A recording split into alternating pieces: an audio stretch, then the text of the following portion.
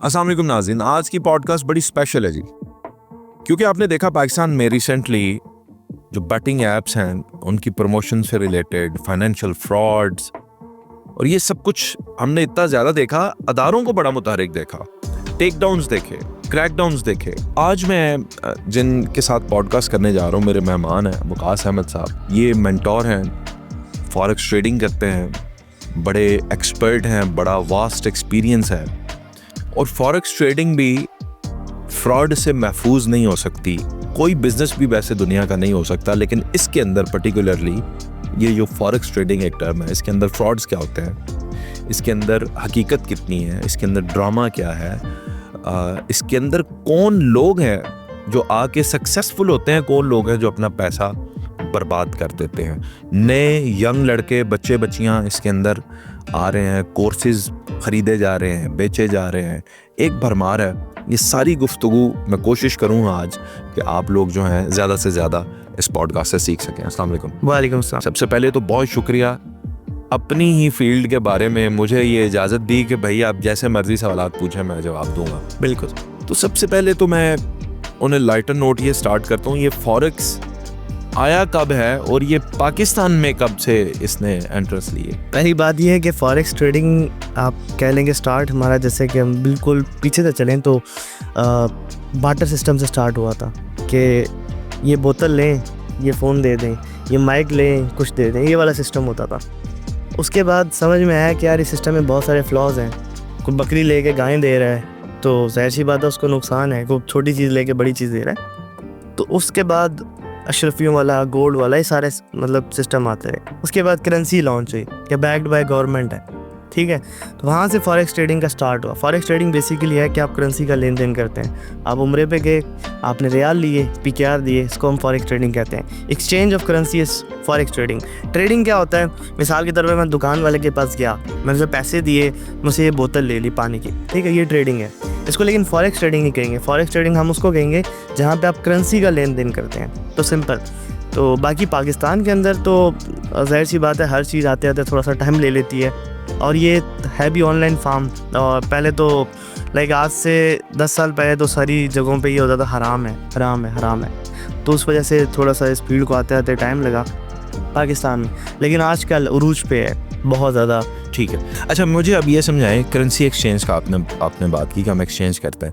इसके लिए तो बाकायदा एक्सचेंज बनी थी और उनके ऊपर भी हुकूमत ने क्रैकडाउन किया कि उसके अंदर दुनिया में डॉलर का रेट कुछ और चल रहा होता था, लेकिन एक्सचेंज वाले आपको 2-4 रुपये फालतू ही चिपकाते थे। तो अब जो है वो चीज़ें कंट्रोल में है। तो ये करेंसी एक्सचेंज तो हार्ड कैश का था ना, ये तो फॉरेक्स में तो सब कुछ डिजिटली हो रहा है, तो आप करेंसी एक्सचेंज को फॉरेक्स क्यों कह रहे हैं? देखिए, जैसे कि ई वॉलेट्स आ गए हैं, जैसे एग्जांपल के तौर पे आपके पास पहले कैश होती थी, अब बैंक अकाउंट्स आ गए हैं, आपके अमाउंट जो है वो आपके अकाउंट में पड़ी होती है। ऐसी इसकी डिजिटल फॉर्म आ गई है। बेसिकली ये फॉरेक्स ट्रेडिंग एक डिजिटल फॉर्म है। दूसरी बात है, इसके अंदर मैनिपुलेशन या मैनिपुलेट नहीं हो सकती प्राइस, क्योंकि पूरी दुनिया में एक ही प्राइस है। हाँ, आप अगर फिजिकल की बात करें तो कोई एक्सचेंजर अभी भी 2 नंबरी कर सकता है कि वो बिहाइंड द सीन्स बैठा हो और उसने 288 का डॉलर है तो 292-93 में सेल कर रहा हो, तो वो चीज़ पॉसिबल है। लेकिन ट्रेडिंग की फील्ड में, लाइक ऑनलाइन ट्रेडिंग की फील्ड में, ये चीज़ पॉसिबल नहीं है कि वो अगर 288 का है तो वो 292 में बेचेगा। अच्छा, एक्सचेंज वाले कभी गोल्ड थोड़ी बेचते थे। आपके फॉरेक्स ट्रेडिंग में तो गोल्ड की भी बाइंग और सेलिंग होती है, ये कैसे? कमोडिटीज़ होती है ना कि देखें आजकल हर चीज़ आप एक्सेस कर सकते हैं ऑनलाइन, ठीक है। तो उसकी भी ट्रेडिंग जो है वो अवेलेबल है। जैसे स्टॉक्स की है, स्टॉक्स आप खरीद सकते हैं। ऐसी गोल्ड है, सिल्वर है, ऑयल है, कोई भी चीज़ आप खरीद बेच सकते हैं। अच्छा, अब सबसे अहम और बुनियादी सवाल अब इस पॉडकास्ट को आगे बढ़ाते हुए वो ये आता है कि फॉरेक्स ट्रेडिंग मेरे जहन में आया, मुझे बस ऐसे चार्ट्स नज़र आते हैं, सुर्ख रंग के, हरे रंग के, ऐसे चार्ट्स ऊपर नीचे जाते, लेकिन पीछे जो मुझे सर्विस देने वाली एप्लीकेशन हैं वो सैकड़ों हैं। मैं अब नाम क्या लूँ, कभी किसी का इश्तिहार आ रहा होता है मेरे पास, इतना बोनस ले लें आपने, वो रातों रात आप ये बन जाएंगे, इतना झूठ। और वो सारी एप्लीकेशंस में से आप तो हो गए गुरु, आपको तो पता होगा कि मैंने किसके साथ काम करना है, आप किसी के साथ तो कर ही रहे होंगे, लेकिन ये सारी एप्लीकेशंस में से सनद किसकी मजबूत है, अथेंटिक मैं किसको कहूँगा, मुझे कैसे पता? मैं तो एक लेमैन हूँ। सबसे पहले हम अथेंटिसिटी पे बात करते हैं कि अथेंटिक कौन सी है। अथेंटिक वो है जो कि यूरोपियन एक इदारा है, मिफिड, ठीक है, वो सारी यूरोप के जितनी भी रेगुलेशन है उसको कंट्रोल करता है। वहाँ से कोई भी इदारा रजिस्टर्ड है तो उसके अंडर आता है, रजिस्टर्ड से पूरा उसके अंडर आ रहा है, तो आप कह सकते हैं कि वो ऑथेंटिक है। लाइक कुछ एप्लीकेशंस होती हैं वो सेशेल्स से रजिस्टर्ड होती हैं, किसी जजीरे से रजिस्टर्ड हुई हैं, तो दुबई से रजिस्टर्ड हुआ है, तो ये ऑथेंटिक नहीं होती, ठीक है। ये कभी भी भाग सकती हैं। हाँ, ये मतलब ये नहीं भागती हैं, कोई 15-15, 20-20 साल से भी कंपनीज काम कर रही हैं, ठीक है, लेकिन वो भागी नहीं है। लेकिन ये है कि इनकी जो बेस होती है वो थोड़ी सी कमज़ोर होती है, लेकिन वहाँ पे आपको शॉर्टी मिलती है कि यार उसके पीछे मिफिड बैठा हुआ, कोई वो 2 नंबरी नहीं कर सकते, कोई क्लाइंट को हंट नहीं कर सकते, वगैरह वगैरह। दूसरी बात हम करते हैं कि जो बहुत ज़्यादा एप्लीकेशंस आ गई हैं, मार्केटिंग होती है वगैरह वगैरह, ये क्या होता है? ये बेसिकली होता है क्लाइंट हंटिंग से। क्लाइंट हंटिंग के लिए क्लाइंट हंट क्यों किया जाता है कि जितना ज़्यादा क्लाइंट आएगा उतना ब्रोकर के लिए, ये वो जो एप्लीकेशन होती है उसके लिए प्रॉफिट होता है। वो कैसे कि ये सारा सिस्टम होता है बी बुक। अब बी बुक क्या होता है? मिसाल के तौर पे पहले हम ए बुक को समझते हैं, फिर बी बुक को समझते हैं। मैंने एग्जांपल के तौर पे पाउंड को ख़रीदा, अब ब्रोकर का वो जो एक्सचेंज है, जो एप्लीकेशन, उसका क्या काम है? वो आगे उस ट्रेड को ट्रांसफ़र करे और वो किसी लिक्विडिटी प्रोवाइडर के पास जाए, उसको आप बैंक कह सकते हैं, डिजिटल बैंक कह लें। अब होता ही है कि बीच में ये जो ब्रोकर्स होते हैं, इनको पता होता है कि ज़्यादातर लोग तो नुकसान करते हैं, 99% लोग ट्रेडिंग में नुकसान कर रहे हैं, पाकिस्तानी ख़ास तौर पे। तो उन्होंने कहा यार ये नुकसान हम बैंक्स को क्यों दें, लिक्विडिटी प्रोवाइडर्स को क्यों दें, खुद ही अपने पास क्यों ना रखें। तो इसको कहते हैं B book trading. A book होता है कि जो जैनमैन उसके पास गया, बी बुक इनके पास। अब मिसाल के तौर पर इस रूम में अभी 6 बंदे बैठे हैं, 6 बंदों की मिसाल के तौर पे $1 लाख की इन्वेस्टमेंट है, या 1 लाख रुपए की इन्वेस्टमेंट है। 1 लाख रुपए की जब वो ट्रेडिंग होगी, ये सारे नुकसान करेंगे, सारे का सारा नफ़ा किसका है? ब्रोकर का। क्योंकि वो ब्रोकर को पता है कि आगे नुकसान ही उन्हें करना है, तो वो फिर हमारे अगेंस्ट ही बैठ लेता है, मतलब कि वो हमारी जो भी ट्रेड होती है उसको आगे बेचता ही नहीं है। ये सिंपल होता ये है कि आपने एक फिर भी कोई ब्रोकर चूज़ कर लिया और अब आप उसके साथ काम कर रहे हैं, और वो जाहिर है अगर आपकी ट्रेड विन करती है तो आपको मुनाफा भी देते हैं, विड्रॉ भी देते हैं, सारा कुछ देते हैं। लेकिन ये क्या सीन है कि एक बंदे ने ट्रेड लगाई तो उसकी शुरू ही माइनस से हुई, वो नीचे से ही शुरू होता है बेचारा, पहले कुछ डॉलर उसके वो है ही नीचे वो लगा। ये ऑथेंटिक ब्रोकर हो या फिर 2 नंबर हो, 2 नंबर में थोड़ा सा होता है, लाइक डब्बा ब्रोकर जिसको कहते हैं, उसमें होता है कि वो थोड़ा सा ज़्यादा माइनस होता है, लेकिन ऑथेंटिक भी होगा ना। फॉरेक्स मार्केट के अंदर एक चीज़ होती है स्प्रेड कहते हैं, जिसको बाय और सेल का जो डिफरेंस होता है ना, स्प्रेड। तो जब भी आप ट्रेड खोलते हैं ना, तो वो स्प्रेड आपको जस्ती जाके हिट करता है। जैसे ही हिट करता है ना, तो उसमें कुछ डिफरेंस होता है जिसकी वजह से आपकी ट्रेड माइनस से स्टार्ट होती है। और जैसे ही मार्केट आपकी डायरेक्शन में जाती है, मिसाल के तौर पे आपने पाउंड को खरीदा, पाउंड जैसे जैसे ऊपर जाएगा तो स्प्रेड का वो कम हो जाएगा, लाइक वो फिल हो जाएगा, पहले वो गैप कवर होगा। हाँ, इसमें ऐसा तो नहीं है ब्रोकर जीत जाता है, वो भाई आप जीते आ रहे हैं, वो ब्रोकर का ही प्रॉफिट होता है। वो जो स्प्रेड होता है ना, वो इतना कोई बड़ी चीज़ नहीं है, वो बिल्कुल छोटी सी चीज़ है। वो छोटा सा मतलब समझ लेंगे, वो एक समझ लें कि स्टेशनरी चीज़ है ना, कि ब्रोकर अब हमें इतनी सर्विसेज दे रहा है तो उसने भी तो कुछ कमाना है। मिसाल के तौर पे जो एक्सचेंजर होते हैं वो क्या करते हैं, वो उनका काम होता है कि 288 का अगर डॉलर लिया तो 290 का बेचा। आप जाएंगे तो करेंसी एक्सचेंज वाला आपको 2 रेट देगा, खरीदने का और होगा, बेचने का और होगा, उन दोनों में 2 रुपये का डिफरेंस होगा, तो उसी को स्प्रेड कहते हैं। अच्छा, ठीक है, वो बेसिकली हिट होता है। अच्छा, क्लियर किया आपने मेरा माइंड। अब ये हमें समझ आ गई, ऑडियंस को भी आ गई होगी कि कौन से ऑथेंटिक प्लेटफॉर्म्स हैं। नाम लिए बगैर आपने एक अदारा जो बता दिया उससे जो नाम भी लेंगे इसके, तो वो ठीक है, वो सारे आपको लगेगा कि ये सही है। अब सवाल पैदा होता है, मैं तो पाकिस्तान में हूँ, क्या मेरा वतन, मेरी स्टेट मुझे इजाज़त देती है कि मैं फॉरेक्स ट्रेडिंग करूँ? स्टेट इजाज़त देती है और नहीं भी देती, ग्रे एरिया में आती है चीज़। लाइक जो बाइनरी ट्रेडिंग थी ना, देखें वो तो सीधी सीधी बेटिंग थी ना, इसको तो छोड़ देना, वो तो पता दुनिया को लग गया कि वो तो फारग है। ठीक है, मैं तो फॉरेक्स की दूसरी बात ये है कि आप फुल लीगल जाते हैं, थोड़ा सा इलीगल करते हैं, इसमें एक डिफरेंस है। आप फुल लीगल जाते हैं तो उसके लिए आपको जाके ट्रेड करनी पड़ेगी PMX के साथ।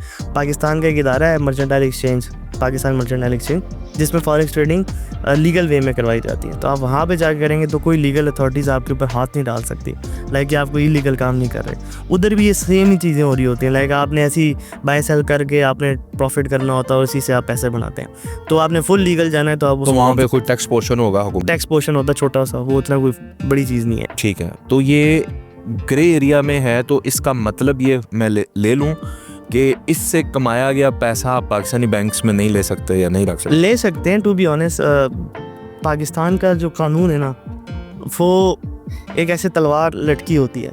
जैसे मिसाल देता हूँ, अभी मैं एक चीज़ के ऊपर बड़ी मुझे एक हैरानगी हो रही है, कितने लोगों का नाम आया लेकिन बंदा एक सिर्फ रगड़ा गया, डकी सिर्फ एक वाहिद बंदा है जिसको सही जो है करके रगड़ा दिया गया और बाकियों को छोड़ा गया। बाकी कोई भी नहीं आया हुआ इस टाइम पे, डकी के अलावा सारे बाहर हैं, शायद उसके साथ 1-2 और होंगे छोटे छोटे से, लेकिन डकी को सही करके उन्होंने मतलब समझ लो उसको सारा कुछ ऐसे होता है कि जैसे सबसे बड़ा गुनाह इसी ने किया है, यही उसका कंट्रोल कर रहा था, यही लाने वाला है, बाकी और सारे के सारे वो आगे पीछे।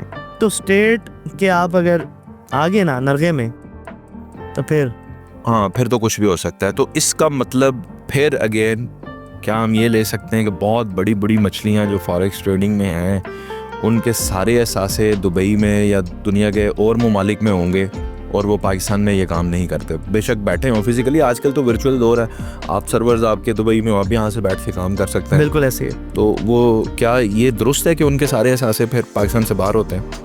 नहीं, ये बात मतलब इतनी ज़्यादा दुरुस्त नहीं है, क्योंकि पाकिस्तान के अंदर जितने मतलब जिन लोगों ने पैसे बनाए ना, तो उनमें मैक्सिमम तादाद उन्हीं की है कि जिन्होंने कुछ चीज़ बेच के या किसी को अट्रैक्ट करके पैसे बनाए। मिसाल के तौर पे कोर्स बेच के पैसे बना दिए, सिग्नल बेच के पैसे बना दिए, वगैरह वगैरह, इजी स्कैम कर लिया। तो वो बेसिकली जस्टिफाई हो सकता है पाकिस्तानी कानून के अंदर। ट्रेडिंग से पैसे बनाना इज समथिंग एल्स, ठीक है, वो बड़ी एक अजीब सी एक अलग स्टोरी है जो कि आगे हम जाके डिस्कस करेंगे। कि मिसाल के तौर पे आप ट्रेडिंग के अंदर आए, ट्रेडिंग में पैसा बनाना कोई लाला जी का खेल तो नहीं है। आपने नुकसान किया, आप पे लोगों को चीज़ें बेचोगे, ठीक है, लोगों को चीज़ें बेच के वो अपना लॉसेस रिकवर करोगे। एक वीडियो चलती है जी सामने, और वीडियो में कह रहा है बंदा कि तैयार हैं जी आप लोग, हम ट्रेड लेने के लिए तैयार हैं, आप सब लोग बस लाइव रहें, व्हाट्सएप पे कॉल पे रेडी हैं, सामने चार्ट्स चल रहे हैं और कंप्यूटर्स हैं, और चले 1 2 3 चलें आप ट्रेड ले लें, चलें जी, अब आप क्लोज करें, हाँ जी हो गया फ़ायदा, हो गया, माशाल्लाह, कितना जी? हाँ सर मैंने तो $1000 कमा लिए सर। ओ दुनिया पीछे पाकिस्तानी पागल, एनू दो पैसे है बंदा, ठीक है। अब मुझे तो ये हरकत देख कर ही पता चल गया कि ये फ्रॉड है, लेकिन मुझे उसका कोई हावरों नहीं पता कि ये कैसे फ्रॉड है, पर मुझे ये तरीका ही नहीं ना सही लग रहा। मैं बताता हूँ आपको फ्रॉड कैसे है। आप इसको ज़रा डिटेल में मुझे। काफ़ी ये पाकिस्तान में तकरीबन हर इन्फ्लुएंसर ये कर रहा होता है, इसको कहते हैं ना करे ना इन्फ्लुएंसर, तो मैं भी हूँ, मैं थोड़ी करता हूँ ट्रेडिंग ट्रेडिंग। आप ट्रेडिंग इन्फ्लुएंसर तो नहीं है ना, ट्रेडिंग इन्फ्लुएंसर ये कर रहे होते हैं। तो ये गेमें क्रिएट करना होता है, अर्जेंसी क्रिएट करना होता है कि लोगों, जैसे कि न्यूरा मार्केटिंग होती है, उसके अंदर क्या होता है बेसिकली, क्या अर्जेंसी क्रिएट की जाती है कि flash 40% discount, offer is limited, ठीक है, आज क्लियरेंस सेल वगैरह, ठीक है।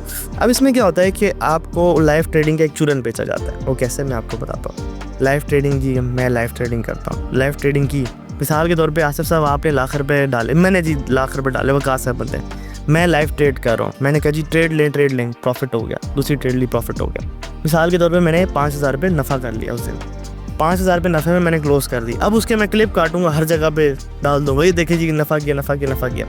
अब उसके बाद जब मैं लाइव ट्रेड और करूँगा, मुझे काफ़ी दफ़ा नुकसान होंगे, वो मैं कहीं नहीं शो करवाऊँगा। 2 चीज़ें।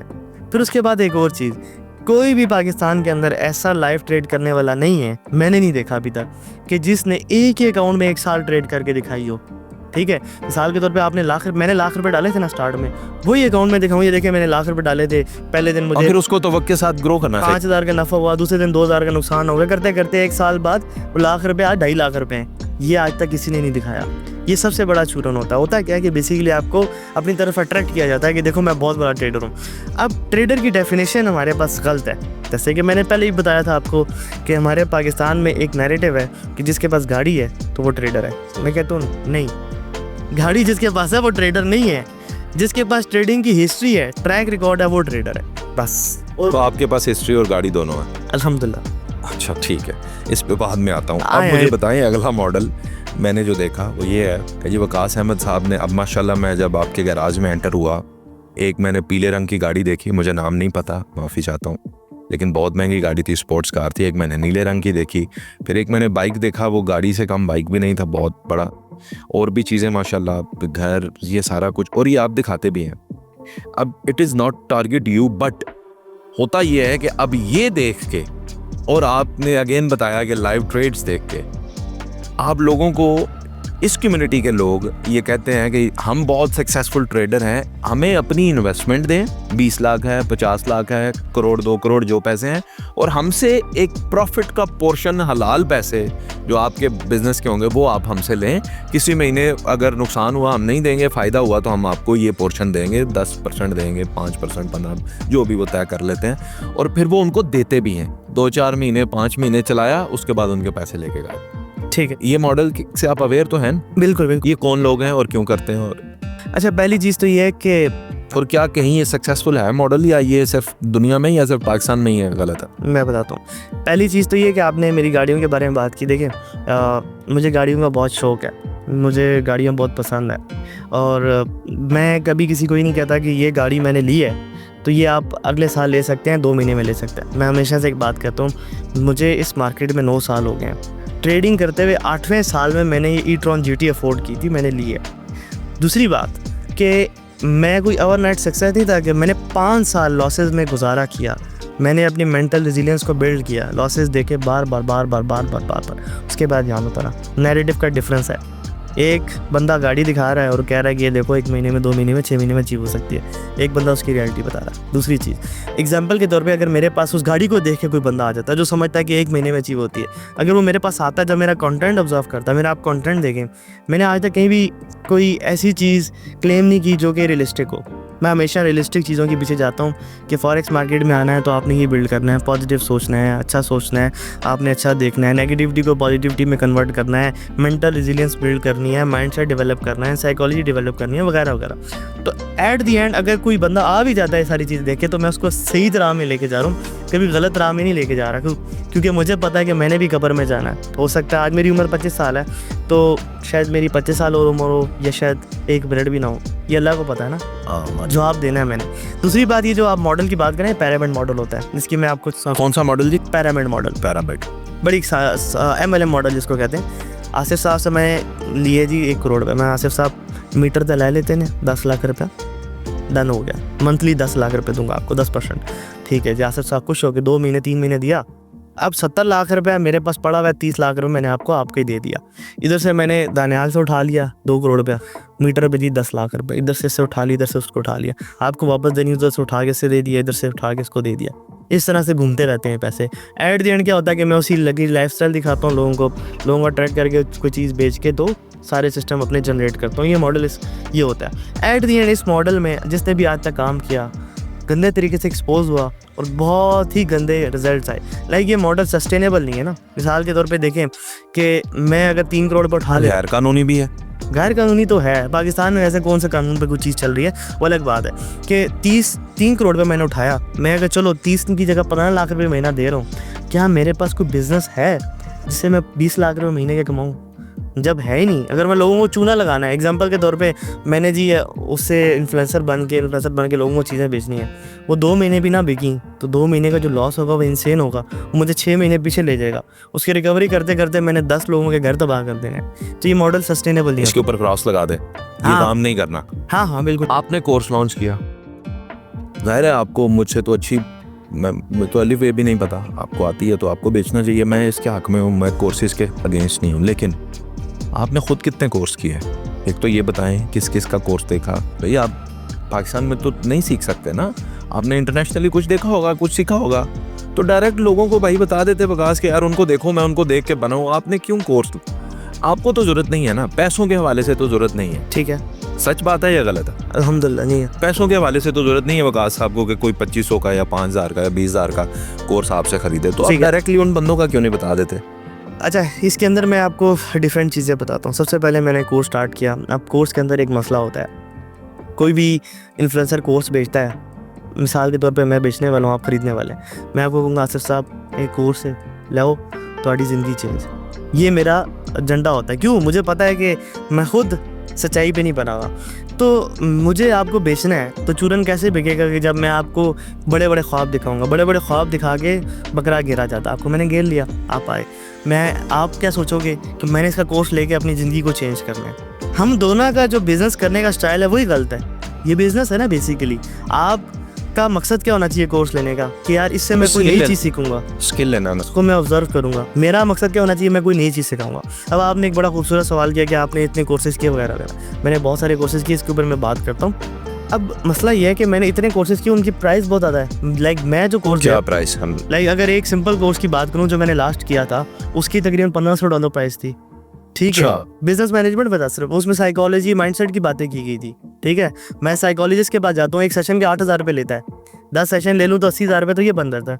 तो वो सारी चीज़ें मैं 25,000 में दे रहा हूँ। अच्छा, तो आप $15,000 का कोर्स सीख कर वो $1,500 $1,500 का कोर्स सीख कर अब आप वो 25,000 में लोगों को दे रहे हैं। नहीं, मैं $1,500 तो नहीं बोलूँगा, एटलीस्ट ना करते मैंने अपनी पूरी ज़िंदगी में 30 से 40,000 डॉलर तो लगाए होंगे कोर्सेज पे। हाँ, बहुत सारे। तो आपका अगर मैं कोर्स लेता हूँ तो वो 30 से 40,000 डॉलर की वर्थ रखता, वो इससे सारी ज़्यादा ही बातें। रखता है, क्योंकि जाहिर सी बात है जो मैंने अपने एक्सपीरियंसेस किए, लाइक मैं जब ट्रेडिंग करता था मुझे जो नुकसान हुए उनसे मैंने जो चीज़ें सीखी वो मैं प्लेट में रख के देता हूँ कि ये लो पकड़ो, ये मैंने गलतियाँ की, ये आपने नहीं करनी। उनकी वैल्यू मतलब आप पैसों में नहीं काउंट कर सकते, वो तजर्बा है। दूसरी बात ये है कि मैंने बहुत सारे कोर्सेज किए। मैं लाइक यूनिवर्सिटी मैंने छोड़ दी थी, मुझे ना मेरा बाप बिजनेसमैन था ना मैं बिजनेसमैन था, तो मुझे बिजनेस सीखना था। मुझे पीपल मैनेजमेंट नहीं आती थी, पीपल मैनेजमेंट सीखनी थी। मुझे मेंटल रेजिलियंस नहीं आती थी, टू बी ऑनेस्ट, कि एक नेगेटिव थॉट, मुझे चलो थॉट्स को कंट्रोल कर सकता हूँ, मैं अपने ख्यालात को कंट्रोल कर सकता हूँ, लेकिन हर ख्याल को पॉजिटिवली कैसे लेना है, ये सारी चीज़ें सीखने के लिए मैंने कोर्सेज किए डिफरेंट, बिजनेस मैनेजमेंट के किए, AI के डिफरेंट कोर्सेज किए। मैंने अभी आपको एक कोर्स दिखाया भी ध्रुव राठी का, जो मैंने लिया हुआ है, ठीक है, जिसकी मैंने कुछ क्लासेस ली हैं, मैंने आपको दिखाया, तो वो पेड है। लेकिन मेरा कभी भी ध्रुव राठी का कोर्स लेने के बाद ये मकसद नहीं है कि यार ये कोर्स मैं लूँगा और वो कहाँ से मटेरियल बन जाएगा, ये मकसद नहीं है। मेरा मकसद ये है कि मैंने कोर्स लिया है, कुछ ना कुछ नया सीखूंगा मैं, अपनी ज़िंदगी में कुछ नया ऐड करूँगा। जुआ और फॉरेक्स ट्रेडिंग में फ़र्क क्या है और कब किस स्टेज पर आकर फॉरेक्स ट्रेडिंग जुआ बन जाती? बड़ा सिंपल सा इसका आंसर है। जुआ क्या होता है कि आप किसी चीज़ के ऊपर कहते हो जी ऊपर जाएगा नीचे जाएगा, ठीक है। फॉरेक्स ट्रेडिंग क्या होता है कि आप प्रॉपर एनालिसिस करते हो, बैठते हो, टेक्निकल एनालिसिस करते हो, फंडामेंटल एनालिसिस करते हो, रिस्क मैनेजमेंट करते हो। मिसाल के तौर पे जो क्रिकेट में जुआ होता है वो क्या होता है कि फ़लाँ बॉल पे वो छक्का मारेगा, ठीक है, वो जी जुआ लगा दिया। इसके अंदर आपकी क्या एनालिसिस होगी, लाइक एनालिसिस को काम नहीं कर सकती ना, कोई प्रोबेबिलिटी नहीं है। मिसाल के तौर पे आप रख भी लोगे, विराट कोहली जो है ना बड़ा अच्छा प्लेयर है, लेकिन प्रोबेबिलिटी कोई नहीं है कि वो छक्का मारेगा कि नहीं मारेगा। लाइक वो तो सिचुएशन बेस्ड हो तो फिर बात है। लेकिन मार्केट के अंदर क्या होता है कि आपने प्रॉपर एनालिसिस करते हैं, आपने पैटर्न्स देखे होते हैं, 10 साल के आपने बैक टेस्टिंग की होती है कि ये पैटर्न पहले आया था, अब ये हो सकता है। ट्रंप ने टैरिफ लगाया, टैरिफ का क्या रिजल्ट आएगा, दुनिया के अंदर टेंशन क्रिएट होंगी, टेंशन क्रिएट होने से क्या होगा, गोल्ड पम्प करेगा, मेरी स्ट्रैटेजी क्या है उसके हिसाब से मैं गोल्ड के अंदर एंट्री लूँगा। तो ये सारी एनालिसिस करने के बाद फिर आप रिस्क मैनेजमेंट करते हैं। रिस्क मैनेजमेंट किस तरह करते हैं, अपनी जो पोर्टफोलियो होता है, मिसाल के मेरा लास्ट ₹1,00,000 है, तो मैंने 2 से 3% उसी ट्रेड पे लगाना है, उससे ज़्यादा नहीं करना। मैं ये ना हो कि एक ही दफ़ा में सारे पैसे नुकसान कर दूं। तो ये सारी चीज़ें जब आप अलाइन करके ट्रेडिंग करते हैं, अपने रूल्स को फॉलो करके, तो वो ट्रेडिंग होती है।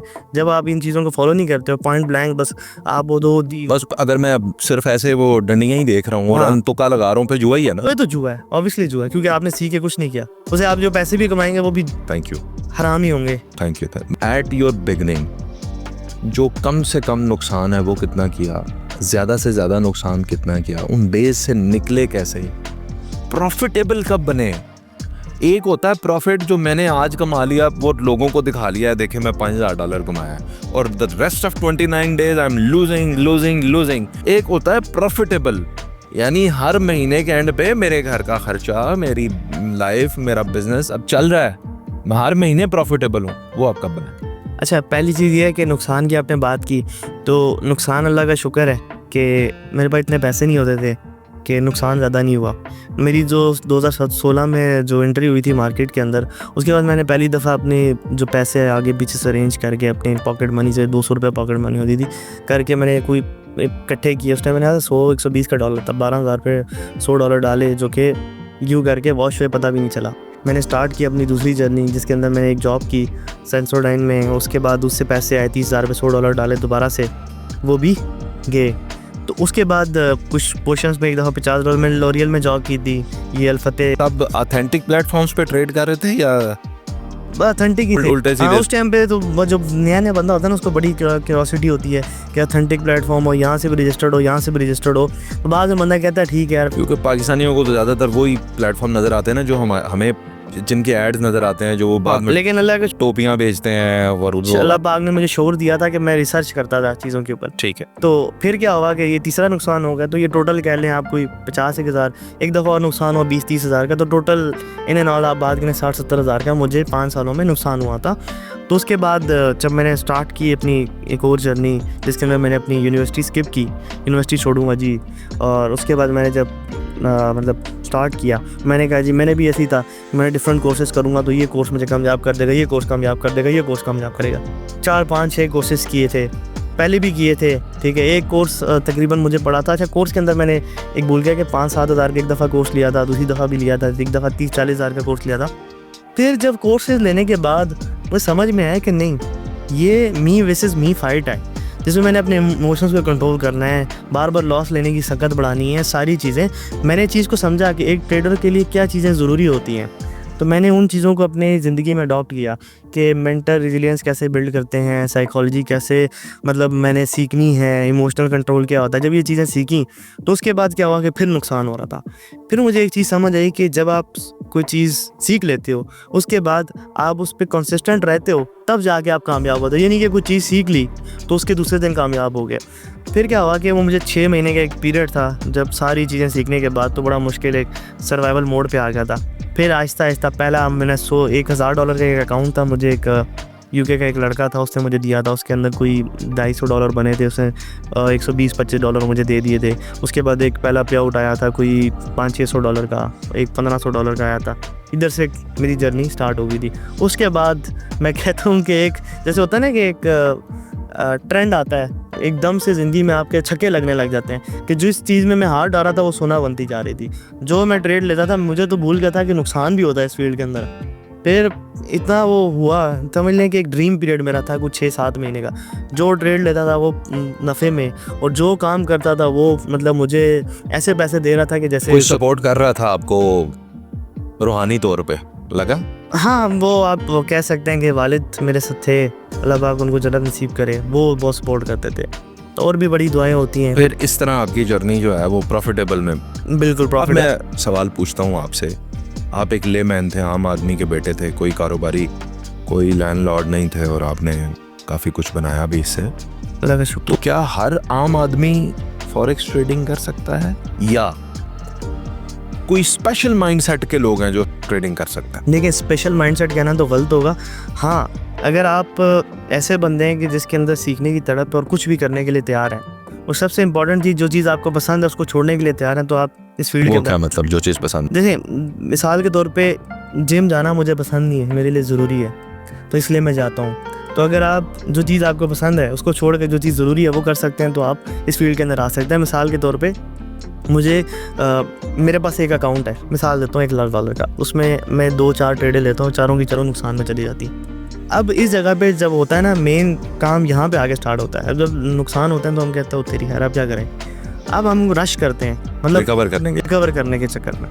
तो वहाँ पे आपने अपने आप को थामना होता है कि नहीं, जैसे गया था वैसे ही आराम से आएगा। बी कंसिस्टेंट, आपने अपने रूल्स के साथ कंसिस्टेंट रहना है। अगर आपके अंदर ये चीज़ है, ये कैपेबिलिटी है कि बिल्ड कर सकते हैं, तो आप इस फील्ड के अंदर आ सकते हैं। बाकी मैं कहता हूँ हर बंदा कर सकता है, लेकिन ये चीज़ें हों। बाकी अगर जो नहीं कर सकता, जो जिसे अपना घर नहीं संभाला चाह रहा, वो आप वाली बात है कभी कौन से लड़ाई, कभी कौन से झगड़े, तो वो फिर छोड़ दे कि वो पार्ट टाइम आगे बैठेगा और ये काम करता रहेगा। It's a full time.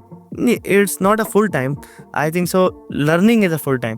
पहले स्टार्ट में आपको 1-2 साल जो है ना फुल टाइम देना पड़ता है सीखने के लिए, उसके बाद आप इसको पार्ट टाइम लेके जाते हैं। अब मैं आपको सच्ची बात बताऊँ, मैंने ये इस फील्ड के अंदर इस वजह से भी हूँ, ये लाइक सोशल मीडिया के अंदर, कि मेरे पास एक एम्पल टाइम होता है कुछ ना कुछ करने के लिए।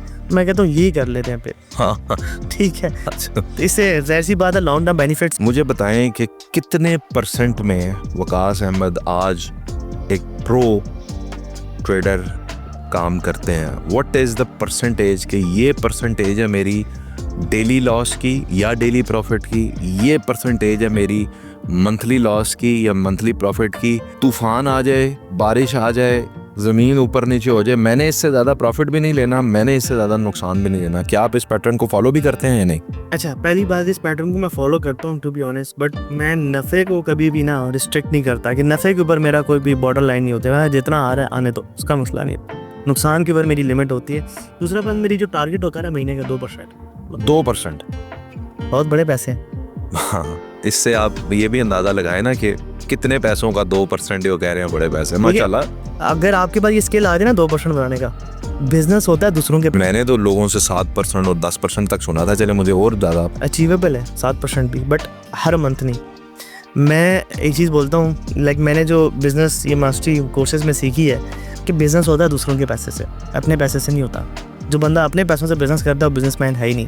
अब बड़े बड़े बिज़नेसमैन को देखें, वो अपने पैसों से नहीं दूसरों के पैसे से बिज़नेस करते हैं। क्योंकि अगर आपका बिज़नेस दूसरों की इन्वेस्टमेंट को अट्रैक्ट नहीं कर सकता, इसका मतलब आपका बिज़नेस है ही नहीं, फिर आपके बिज़नेस के अंदर जान नहीं है। तो आपने बिज़नेस करना होता है दूसरों के पैसों से, उसके लिए आपको स्किल चाहिए होता है पैसे कमाने का। अगर मैं दो जेब से निकलवाने का भी। हाँ, जेब से निकल आते हैं लोग, बैठे हुए हैं इस टाइम पे कि यार पैसे फड़ो तो कुछ करके दो। आप अगर आज कहेंगे मुझे इन्वेस्टमेंट्स दें, मैं आप नहीं कहेंगे, कितने लोग कितना पैसा इकट्ठा कर सकते हैं आप पाकिस्तान से अरब से 2 अरब रुपए आराम 2 अरब रुपया आप पे लोग इससे लगा ज्यादा- देंगे आराम से। इतने तो हैं अल्हम्दुलिल्लाह, माशाल्लाह। अभी भी कह रहा हूँ माशाल्लाह। वल्लाह। मेरी जेब से कितने निकलवा सकते हैं आप? वे फ्रेंड, चले इस बारे में तो नहीं, मैं I am not a good salesman, तो ये मैं नहीं कह सकता। लाइक ये भी एक स्किल तो इसके लिए आप बंदा हायर कर लोगे। वो रहेगा। ये टू बी ऑनेस्ट मेरा अगला जो स्किल जो मैंने सीखना है वो ये है। लाइक मैं हर बच्चे को ये चीज़ आपके प्लेटफॉर्म से भी बताना चाहूँगा कि कोई भी बच्चा अगर अपनी ज़िंदगी में कुछ करना चाहता है ना, तो मैं उसको एक ही एडवाइस दूंगा कि यार 3 से 4 साल ना आपने सेल्समैन बन के रहना है किसी भी जगह पे। बेचना आना चाहिए। ऐसा स्किल है ना, ये आपको इतना रगड़ा देता है। और सबसे बड़े जो एक ट्रेडर के लिए सबसे बड़ा डिसएडवांटेज होता है, उसको रिजेक्शन नहीं लेने आती। मुझे रिजेक्शन नहीं लेने आती। लाइक एग्जांपल के तौर पे आप मुझे कहो ना, विकास तुम्हारे नाल पॉडकास्ट नहीं करनी, और ठीक है जी जाओ काम करो। जो सेल्समैन होगा उसको पता क्या होगा, आसिफ साहब किधर रुको ना, हाँ ठीक है, निगोशिएट करेगा। मुझे क्यों नहीं, मैं ट्रेडर हूँ, मुझे पता है मेरा घर उधर से चलता है, मुझे को मिले ना मिले। उसका एक माइंडसेट अलग होता है, वो रिजेक्शन ले उसका माइंडसेट इस तरह से ट्रेन हुआ होता है। लाइक उसको आपको बम भी फोड़ दो ना उसकी जिंदगी में, वो कहेगा है तो मसला ही नहीं है। ये जो माइंड ईगो भी लूज करता है, ईगो लूज कर लेता है। तो ये जो ईगो लूज करने का प्रोसेस होता है ना, ये सेल्समैन ही से आता है आपको, तो ये लाजमी बने। Very good. तो ये मेरा 2% आपने कहा कि मैं अपने टारगेट मेरा ये होता है। टारगेट ये है। इसका मतलब मैं ये लूँ कि ये जो $100 से शुरू करते हैं, अगर उसने महीने में $20 कमा लिए हैं या $20 नुकसान भी कर लिए हैं, तो वो जीत गया। बहुत बड़ा नुकसान कर दिया। देखिए $100 से मैं एक सच्ची बात बताऊँ, कोई बड़ा गेन नहीं कर सकता, कोई बड़ा बंदा नहीं बन सकता। हाँ, इसके अंदर एक और चीज़ आती है जिसको कहते हैं फंडेड अकाउंट्स, वो गेम बड़ी कर देते हैं। ठीक है, जैसे $100 से आप कोई मतलब $10,000 का अकाउंट आ जाता है, जिसमें $1,000 का तो आपको नुकसान की लिमिट आ जाती है। तो वो $100 के अकाउंट से ज़्यादा बेहतर है कि फिर आप $1,000 से ट्रेड करें।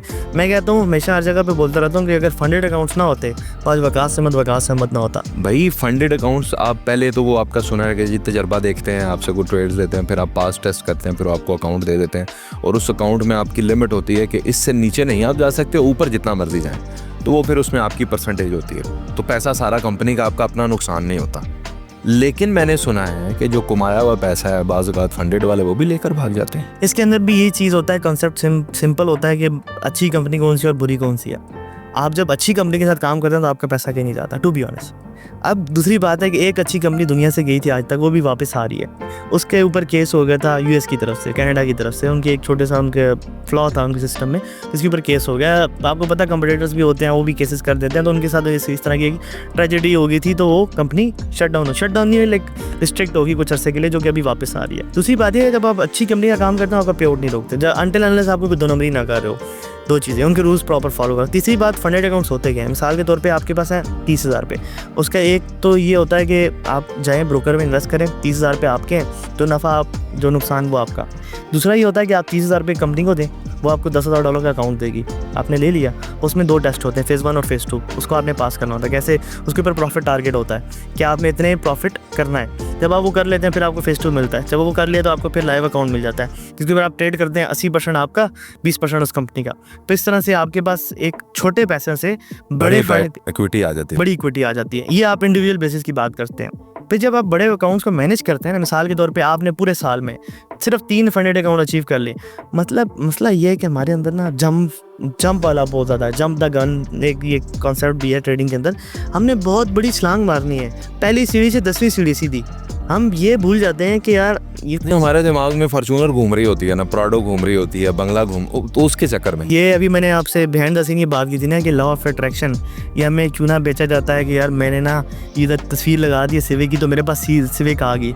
यार आपकी बात बिल्कुल ठीक है, लेकिन आप जब जहन में ये सोचते हो ना कि सिविक आपके दिमाग में घूम जाती है, वो घूम रही होती है, वो लूप होल क्रिएट करती है। फिर एक नौसरबाज आता है, कहता है अच्छा सिविक लेनी है, इधर हो ना, मैं तो दसना कि लेनी है, ठीक है। वो फिर तरीके बताता जाता है, फिर आप उसके जंगल में फंसते हो, फिर जब आप पूरा आपको निचोड़ लेता है फिर आपको समझ आती है तो स्कैम करके चला गया। ये डिफरेंट स्कैम जो कि हम पिछले भी बात कर चुके हैं। है ना, फंडेड अकाउंट्स के टॉपिक पे वापस आते हैं। तो 3 अकाउंट पे अगर किसी ने पास कर लिए ना और 3 अकाउंट्स उसके पास आ गए तो वो महीने का आराम सुकून से 3 से 4 लाख रुपये कमा सकता है विद 2% जो मैंने आपको बताया। ठीक है, उसके बाद फिर दूसरा इसका ये पहलू होता है कि आप आहिस्ता आहिस्ता इन्वेस्ट। हाँ, तो आप 3 अकाउंट्स बना लें तो वो 3 इंटू 3 इज 9 हो जाएगा फिर। Yes, that's the main thing. ये आप स्मार्टली प्ले करते हो।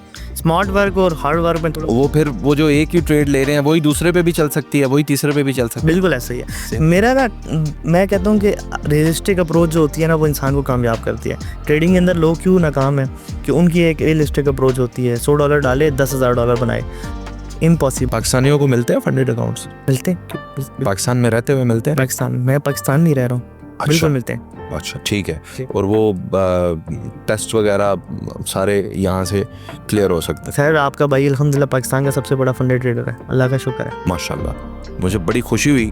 जो फ्रॉड्स हैं, जो स्कैम्स हैं ना फॉरेक्स के, एक लिस्ट में एक आंसर में मुझे बता दें हम ऐसे ऐसे ऐसे ये फ्रॉड्स हैं, इनसे बचना। अभी तक जो आपने डिस्कवर किए नए तो आते ही रहेंगे। एड्डी वड्डी लिस्ट। वैसे तो मैंने इसके ऊपर एक छोटा सा कोर्स बनाया है कि इसके सारे के सारे फ्रॉड मैं बताऊंगा फॉरेक्स के अंदर, जिसके इंशाल्लाह ट्यूसडे से ऐड चलने लग जाएंगे। आप ऐड नज़र आएंगे आप लोगों को फॉरेक्स के ऊपर स्कैम्स के। मैं थोड़े से स्कैम्स बता देता हूँ। लाइक ब्रोकर का एक स्कैम होता है। दूसरा बात है कि फॉरेक्स के ब्रोकर्स ने ये जो बाइनमो, ये कॉटेक्स वाला जो बाइनरी ट्रेडिंग वाला रूल्स हैं वो लेके आ गए हैं फॉरेक्स के अंदर। वो कैसे इन्होंने देखा यार हम भी बुक करते हैं। अब फॉरेक्स और बाइनरी के अंदर फ़र्क है, पहले इसको समझता था कि आपको बात सही समझ आए। बाइनरी मार्केट एक मार्केट कंप्यूटर कंट्रोल्ड है जिसके अंदर आपको डिज़ाइन किया गया है कि आपने नुकसान करना ही करना है। काफ़ी मुफ्तियाने कराम ऐसे हैं जो फॉरेक्स के बी बुक ब्रोकर्स को भी हलाल कहते हैं, बी बुक की इनकम को हलाल कहते हैं। बी बुक क्या होता है? एग्जांपल के तौर पे मैंने ट्रेड लिया, आपने वो ट्रेड आगे नहीं भेजी बैंक में, आपने खुद अपने पास रखी, तो उसकी वजह क्या होती है? उनके हलाल का एक जो पॉइंट होता है वो मुझे भी अच्छा लगता है टू बी ऑनेस्ट, लेकिन मैं मुफ्ती नहीं हूँ तो मैं कोई फतवा नहीं दे सकता। वो ये कहते हैं कि देखो फॉरेक्स मार्केट में पाउंड डॉलर की जो प्राइस है उसको ना ब्रोकर कंट्रोल कर सकता है ना क्लाइंट कंट्रोल कर सकता है, तो किसी का कंट्रोल नहीं है उसके ऊपर। वो जिधर जाएगी वो मतलब दोनों का रिस्क है। अब बाइनरी के अंदर क्या होता है? कोई रिस्क नहीं है, ब्रोकर का कोई रिस्क नहीं है, वो तो उनका कंट्रोल है। जिस साइड पे क्लाइंट ज़्यादा बैठा होगा उस साइड पे उनको हंड करना है। अब जब लोग इधर फॉरेक्स के अंदर आते हैं तो बी बुक होता है, ब्रोकर का प्रॉफिट, क्लाइंट का नुकसान। ठीक है, तो ब्रोकर ने सोचा यार क्या ऐसा करूं कि मेरे पास भी प्रॉफिट इस तरह से है। उन्होंने कहा ठीक, आसिफ साहब तुसी प्रमोशन कर दो, कॉपी ट्रेडिंग स्टार्ट करो। आसिफ साहब आए जी, copy trading copy trading copy trading. Asif साहब के पास समझ ले लाख की फॉलोइंग है। आसिफ साहब ने कोई 2000 बच्चा घेर लिया जिसने कलेक्टिवली कुछ 1-2 मिलियन डॉलर डाल दिए। अब आपके अकाउंट, आपका मास्टर अकाउंट है, उसके साथ कनेक्ट हुआ हुआ $1 मिलियन की इन्वेस्टमेंट। आपका नुकसान, आपके अकाउंट का नुकसान, उनका नुकसान, आपका प्रॉफिट, उनका प्रॉफिट। अब क्या होगा कि जानबूझ के आसिफ साहब नुकसान कराएंगे, ऐसी ट्रेडें खोलेंगे जिनमें नुकसान होगा। बीच में से 20-30-40% आसिफ साहब का होगा, बाकी ब्रोकर का होगा। ये भी कॉन्ट्रैक्ट एक होता है। ये स्कैम पाकिस्तान के अंदर इस टाइम पे चल रहा है। अच्छा, बदकिस्मती से मेरे पास इसके कोई बड़े सबूत नहीं आए। लाइक लोग ये चीज़ से एग्री करेंगे जो इस चीज़ का शिकार हुए हैं। और दूसरी बात ये कि एक बहुत बड़ा चीज़ और है कि मिसाल अगर आपका अकाउंट 30-40% अगर नुकसान में चला गया ना, ब्रोकर आपके अकाउंट के वो विड्रॉल भी रिस्ट्रिक्ट कर देता है कि आप विड्रॉल नहीं कर सकते, आप रुकें, मतलब सारा नुकसान करके जाए, इस वजह से रुकें। तो ये एक स्कैम होता है। दूसरा ये कि ये कोर्सेज वाले स्कैम से भी थोड़ा सा बचना चाहिए। वो ये कि आप जब किसी नाइल से सीखेंगे ना तो जाहिर सी बात है वो आपको सिखा नहीं सकेगा, वो आपको वो जर्नी नहीं दे सकता कि जो लॉसेस प्रॉफिट के बाद जो एक मेंटल रेजिलियंस बिल्ड करके। क्यों जरूरी है कि अच्छा प्लेयर अच्छा कोच भी होगा? हाँ, ये बात आपकी ठीक है कि एक अच्छा प्लेयर अच्छा कोच नहीं हो सकता। लाइक इस चीज़ का मेरे पास कोई स्पेसिफिकली आंसर नहीं है, बट मैं ये चीज़ ज़रूर ट्रेडिंग के अंदर बोलूँगा कि एक बंदे ने एटलीस्ट उसका चले कोई एक्सपीरियंस तो लाइवली है। नहीं, एक्सपीरियंस के अलावा भी एक चीज़ है कि आसिफ साहब अगर आपने एक चीज़ की नहीं है, लाइक एक चीज़ से गुजरे नहीं है, एक बंदा उस चीज़ से गुजरा है, वो एक्सपीरियंस शेयरिंग से ही ना बड़ी चीज़ सीखने को मिलती है। ये forex is all about experience, recognising the patterns और कंसिस्टेंसी। सो जब आप ऐसे लोगों से सीखते हैं कि जिन्होंने खुद उस चीज़ में कामयाबी नहीं हासिल की होती या वो मैदान फ़तह नहीं किया होता, तो एट द एंड आप नुकसान करते हैं। अब होता ये है कि लोग आते हैं और कहते हैं कि क्लेम करते हैं कि हम ट्रेडर हैं। आपने ट्रेडर को जज करने के लिए 2-3 चीज़ें याद रखनी है। पहली ये कि अगर आपने वकास अहमद को भी जज करना है, सबसे पहले आपने देखना है वकास अहमद सोशल मीडिया पे कब आया था।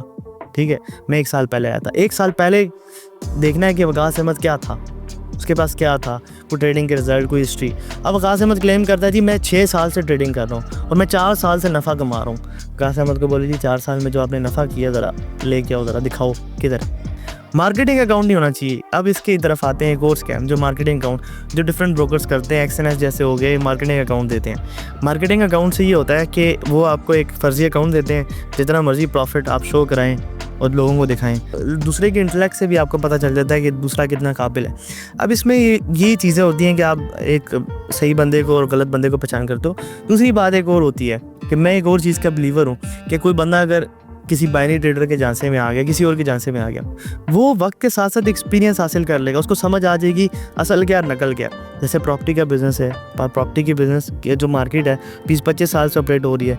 95-96% जितने भी स्कैम्स होते हैं अब लोगों को पता है, ये भी पता है ये बंदा फ्रॉडी है, ये बंदा फ्रॉडी है, ये सही है, फ्रॉडी है। सारी प्रोफाइल बिल्ड हुई हुई हैं, सारा कुछ है। जैसे दुबई के अंदर एमआर है, उनका एक नाम है, तो उन्होंने नाम बनाया है, क्यों लोगों से फ्रॉड नहीं किया। ऐसे ही 2-4 साल बाद ये सारी चीज़ें क्लियर हो जाएंगी, हम फिर भी बोलते रहेंगे, हमारा काम है बोलना, ठीक है, लोगों को हिदायत देते रहेंगे। अलग बात है कि हमारे भी बीच में अकाउंट उड़ते रहते हैं इसके बीच में स्ट्राइकें से, ये चीज़ें it is what it is. अब आखिरी सवाल ये है कि एक वो दे दें लिस्ट कि अगर सरवाइव करना है इस दुनिया के अंदर जो फॉरेक्स की है, तो ये मिस्टेक्स नहीं करनी। फॉरेक्स के अंदर सारे बिजनेस के रूल्स लगते हैं, थोड़ा सा एक माइंडसेट का डिफरेंस है। बिजनेस के रूल्स क्या लगते हैं कि मेंटल रेजिलियंस हो, बार बार लॉस खाने की सकत हो। लाइक 99% पाकिस्तानी जो फॉरेक्स मार्केट के अंदर आते हैं बिजनेस बैकग्राउंड से नहीं होते, ठीक है। बिजनेस बैकग्राउंड से हों भी तो एक जगह पे मार खा जाते हैं कि बिजनेस का माइंडसेट और ट्रेडिंग का माइंडसेट में थोड़ा सा डिफरेंस है। वो कैसे मैं बताता हूँ। बिजनेस में होती है पीपल मैनेजमेंट, बिजनेस नाम ही पीपल मैनेजमेंट और फॉलोअप्स का है। हाँ जी तू काम किया है, तू कितना अच्छा चीज़ छोकरा, ये वो लटल, ये सारा बिजनेस का काम। फॉरेक्स का क्या है कि ट्रेड बार बार एक ही चीज़ पैटर्न को रिकॉग्नाइज करके उसके ऊपर ट्रेड लगानी है और बार बार वही नुकसान देखना है, वही प्रॉफिट देखना है, वही सारी चीज़ें, बोरिंग काम है। ये दोनों के माइंडसेट में एक डिफरेंस है, ठीक है। अब बिजनेस के अंदर डिफरेंट हर्डल्स आती हैं, कोई बंदा क्या खच मार देता है, कोई बंदा क्या खच मार देता है, वो बार बार आपको देखनी होती है। मैं ये बातें क्यों कह रहा हूँ, क्योंकि जाहिर सी बात है अब मैं भी बिजनेस फील्ड के अंदर आ गया हूँ। मेरी भी अल्हम्दुलिल्लाह कोई इस टाइम भी 20-25 लोगों की टीम है जिनको मैं मैनेज कर रहा हूँ। तो मुझे समझ आ गई कि people management is business and managing your portfolio like with analysis is trading, ठीक है। तो ट्रेडिंग और बिजनेस के अंदर ये दोनों का एक फ़र्क आ गया। अब एक बंदा है जो लेमैन है, ना उसने बिजनेस किया, ना उसका बिजनेस का बैकग्राउंड, ना उसका ट्रेडिंग का बैकग्राउंड, वो आता है एक्सपेक्टेशन के साथ, मैं आऊँगा, मैं फलां स्ट्रैटेजी सीखूंगा और मैं कामयाब हो जाऊँगा। ऐसा नहीं। सबसे पहले आपने मेंटल रेजिलियंस डेवलप करनी होगी, मेडिटेशन करनी होगी, अपने माइंड को फोकस करना होगा। फोकस के बाद आपने अपने अंदर झांकना होगा, मेरे अंदर क्या क्या बुरी चीज़ें हैं, इंसान को पता होता है। फिर उन बुरी चीज़ों को कैसे सेट किया जा सकता है। मैंने अपनी हेल्थ पे काम करना है, क्योंकि जब आप हेल्थ के पीक पे होते हैं ना तो आप सबसे पीक परफॉर्मेंस दे सकते हो। तो इन सारी चीज़ों के ऊपर काम करके उसके बाद आपके अंदर सकत होनी चाहिए बार बार नुकसान लेने की। टेम्परामेंट आपका बहुत लो होना चाहिए। एंगर मैनेजमेंट आपको आनी चाहिए कि ये नहीं कि आप छोटी छोटी बात पर गुस्सा हो जाते हैं और वो चीज़ आप फॉरेक्स के अंदर लेके आए तो 2 दिन में बेड़ा कर। तो मैं कहता हूँ कि everything starts from your home. Like मैं एक चीज़ में बड़ा बुरा था, मेरी एंगर मैनेजमेंट बहुत बुरी थी कि मैं बहुत छोटी छोटी बातों पे टक्कर करता था। लेकिन जब मैं ट्रेडिंग के अंदर आता था तो वो बड़ी बड़ी बात मुझे छोटी सी लगती थी। मैंने कहा ये क्या डिफरेंस है मेरी 2 पर्सनैलिटीज़ का। तो मैंने इन दोनों पर्सनैलिटीज़ को मर्ज करके एक बना दिया। मैं क्या, अच्छा वही ट्रेडर माइंडसेट इधर भी एक्टिव होगा। तो ये सारी चीज़ें जो आपको मैनेज करनी होती है। फिर एक्सटर्नल इश्यूज़ होते हैं जो आपको उसमें मैनेजमेंट होती है। किसी को मतलब फैमिली वाइज इशू होगा, किसी को इन्वेस्टमेंट कम होगी, सारी चीज़ें, हर किसी की एक अपनी जंग होती है। वो उसको तरीके से प्लानिंग के साथ लड़नी होती है और रियलिस्टिक प्लानिंग के साथ। ये नहीं कि एक बंदा है मिसाल के तौर पे उसके पास जेब में कुछ भी नहीं है और वो कहता है यार वकास ने यूनिवर्सिटी छोड़ी है, मैं यूनिवर्सिटी छोड़ के वकास से मत बन दूँगा या मैं पैसे कमा लूँगा। तो ये एक जो समझ लें कि डिसीजन होता है ना, ये रैशनल डिसीजन, ये रैशनल डिसीजन होते हैं। तो आपने ज़िंदगी में रैशनल डिसीजन लेने होते हैं अकल से, क्योंकि इंसानों और जानवरों में सिर्फ एक फ़र्क है, वो है अकल का, सोचने का। तो आपने इसको इस्तेमाल करना है कि मिसाल के तौर पे मेरी ये स्टैंडिंग है, मैंने इसको ऐसे लेके चलना है, ये करना है, ये करना है, ये करना है। और अपनी सोबत को बेहतर करें। सोबत का ट्रेडिंग पे और आपकी ज़िंदगी पे दोनों में इफेक्ट आता है। आपकी ज़िंदगी किसी चीज़ का इम्पैक्ट है, वो आपकी ट्रेडिंग के ऊपर इम्पैक्ट है। ये सारे आपस में इंटरलिंक है। आपकी ज़िंदगी में अगर अच्छी चीज़ें हो रही है, अच्छी सोबत है, तो वो ट्रेडिंग में भी अच्छी चीज़ें होंगी। तो ये सिंपल चीज़ें हैं। बाकी it's all about resilience, consistency, discipline. और ट्रेडिंग के अंदर जो डिसिप्लिन रहता है वही जीता है। ज़बरदस्त है। मैं नहीं जानता जी, हमने ये बहुत सती बातें की या हमने कोई डीप डिग इन किया, मैं तो बस गो विद द फ्लो पूछ ही जा रहा था, वो बताई जा रहे थे। Thank you so much for answering with honesty. मेरा ये पॉडकास्ट करने का मकसद आप लोगों तक फॉरेक्स के हवाले से एक लेमैन को इन्फॉर्मेशन देना था कि भाई जो चीज़ तुम्हें अट्रैक्ट कर लिया, आओ ये पॉडकास्ट तुम्हें फ्री में सुनने को मिलेगी और इसके अंदर बहुत सारी इन्फॉर्मेशन है जो तुम्हें चाहिए। अच्छा सर, फ्री में एक और चीज़ भी है, मेरा गेम ऑफ फॉरेस्ट का चैनल यूट्यूब का, उसको भी प्रमोट कर दें। क्यों नहीं। इसके अंदर हम एक बेसिक सीरीज स्टार्ट किया जो फ्री ऑफ कॉस्ट है, फुल बेसिक, जहाँ से हम एक लेमैन होगा उसको हम लेके चलेंगे, जिसकी अभी 2 क्लासेज अभी तक अपलोड हो चुकी हैं, आज तीसरी अपलोड होगी। प्रॉपर हम सिखाएंगे कि फॉरेक्स ट्रेडिंग क्या होती है, क्या क्या चीज़ें हमको सीखने को मिलती हैं। फिर हम एडवांस चीज़ें सिखाएंगे और जो चीज़ें आपको इस फील्ड के लिए चाहिए सारी सिखाएंगे। फॉरेक्स विद वकास अहमद, इनको सब्सक्राइब कर लें, सब्सक्राइब करें यूट्यूब पे और इन्हें फॉलो करें और इंफॉर्मेशन लें, स्टडी करें, काम रहें, डिसिप्लिन रहें। कोई भी बिजनेस करते हैं डिसिप्लिन बहुत ज़रूरी है। ज़िंदगी में कुछ भी नहीं करते फिर भी डिसिप्लिन जो है वो बहुत ज़रूरी है। उम्मीद है कि इस पॉडकास्ट से आपको काफ़ी फ़ायदा मिला हो। अल्लाह हाफ़िज़।